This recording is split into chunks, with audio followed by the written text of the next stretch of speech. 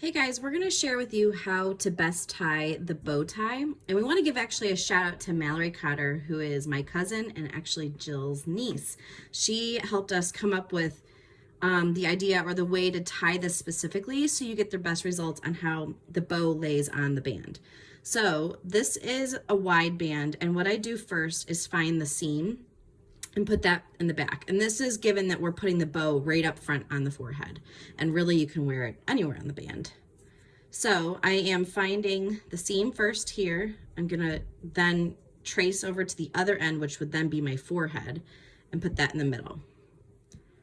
I'm gonna bring the two edges together because this is where we're gonna tie our bow. And I'm gonna place the bow tie underneath our edge. Now, typically what happens is people will go to tie their bow and they fold it over like a normal bow or a normal tie, and I'm going to show you what happens. They tie it around and they pull, and they get this funny looking hole right here in the bow, and it ends up looking kind of goofy on the head, and the bow's kind of crooked, and it's just not the look we're going for.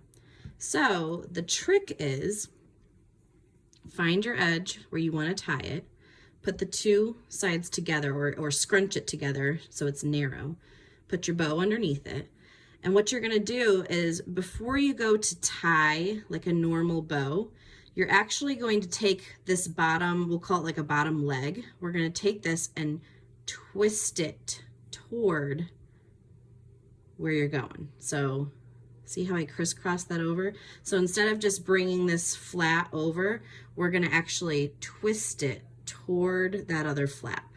So by twisting it, now I'm gonna pull it underneath.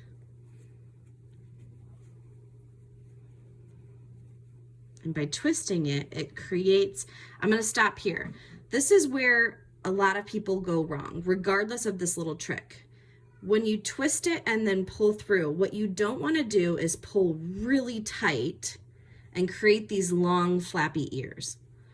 What you want to do, I'm going to loosen this up, is right when you twist it through and you create your bow, you want to pause, and you're actually going to stretch. You can watch me use my fingers and thumbs, stretch the bow to be wider and stretch this part of the bow to be wider. So you want everything to be wide. You're going to pull and loosen these up, and then you're going to pull this gently to be wider. See how I'm pulling it out? And I'm not pulling the flaps this way to be we want it super tight. We want it super loose actually.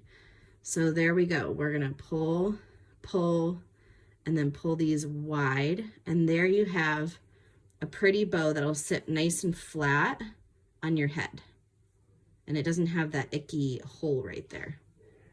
See? I'm going to do it again. I'm going to undo it. I'm going to start from the top for you guys. Here we have a wide band. This is in our 4th of July collection. Here's our bow. And we'll start from the top. I'm going to find my seam. I personally want to wear my bow at the front of my forehead up here. So we're going to open it up there, scrunch it together, or some people like to flap it down when it's a reversible band like that, because then it'll show two prints. The bow goes underneath.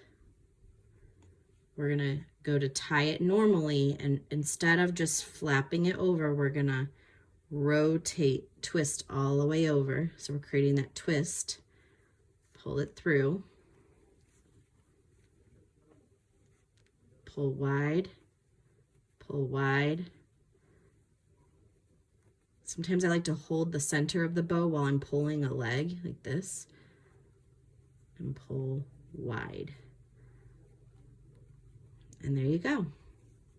That'll go on the forehead. And back here's the seam for the back of your head. I hope that helps.